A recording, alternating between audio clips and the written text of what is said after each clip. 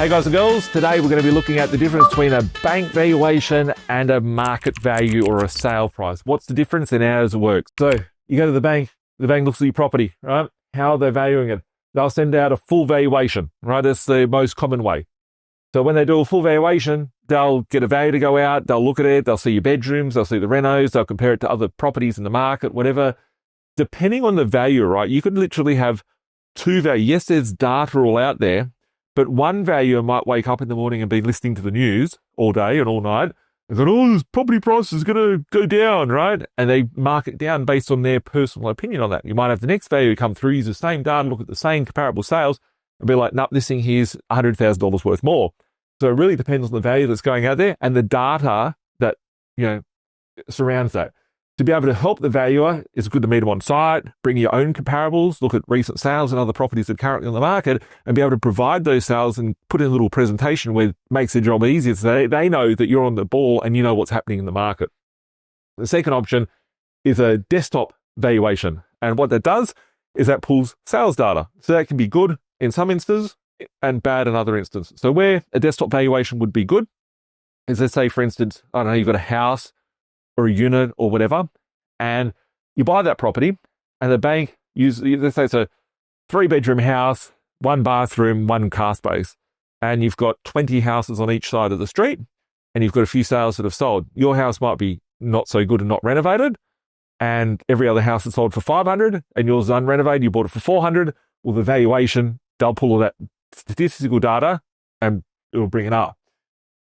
Equally to that, you might have 20 houses on each side of the street and there's been a lot of unrenovated ones selling for $400,000 and yours is a renovated one and you want $500,000 for it, and the valuation from using their tool might pick up all the unrenovated ones and mark your property down in a negative way.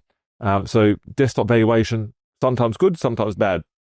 Banks tell me they're bad.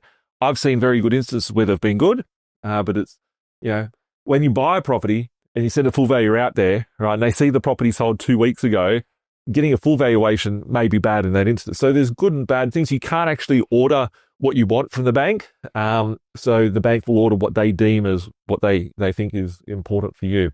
The third one is a drive-by. Drive-by is a curbside valuation where they will go out to the property. A valuer doesn't need to get out of the car. They just need to see that the house is there. They want to see what's around it. They want to see what the facade looks like.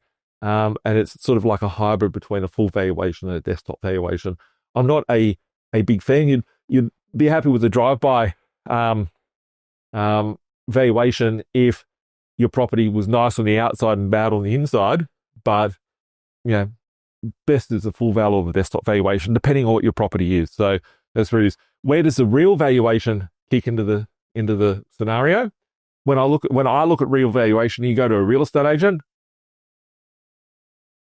The real estate agent, they'll look at recent sales and other properties currently on the market. That's how they determine it.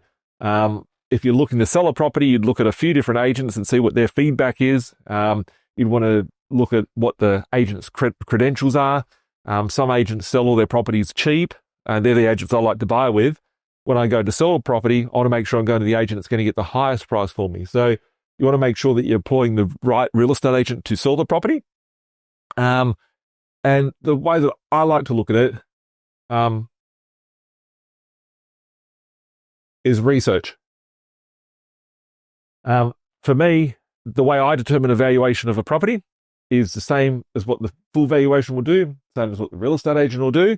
And that's looking at all the data, looking at recent sales, other properties currently on the market, the volumes of stock that's coming on the market, the timeline it takes to sell, whether the properties are selling quicker now than what they were before, if that stock is trending shorter. Like if you look at the data may not have flown into, when these areas boom, right? And they all boom after I've been there, right? I don't know why. It's just funny, right? But when I buy a property, I can tell that, hey, there's not much activity here. But if I'm starting to see every property's got under contract, you're seeing that stock next week will disappear and the new stock coming in the market won't be able to keep up, which will then put urgency and competition amongst the buyers, and therefore the prices will rise for the market being able to catch up. And that's why we see property prices go up in markets. And the same thing works in the opposite way when a market is crashing. So recent sales, other properties on the market, the duration that they stay on the market, the velocity of what they're turning over, the amount of activity that is happening out there, how many under contracts are there. If you're looking at the market over a period of 2 months, 3 months, 6 months, 12 months, and now everyone's talking about AI and shit, right? That's not going to cut the cheese, because that data, when data is done, that's when it comes to fruition. I want to see the data in real time before it happens, right? So if you're looking at 100 properties on the market here, on the internet or wherever, and the sales haven't transpired into that data pool yet, but you can see that half of them or 3/4 of them are sold, that data is soon going to turn over into the sales data and is going to be reflective there. And then we're going to be left next month with 1, 2, or 3 listings there. That's when that next boom happens, which you can't trick, you can't fake, you can't, put in your chat GPT and find it, right? So that is my view on the difference between a bank valuation and a full valuation.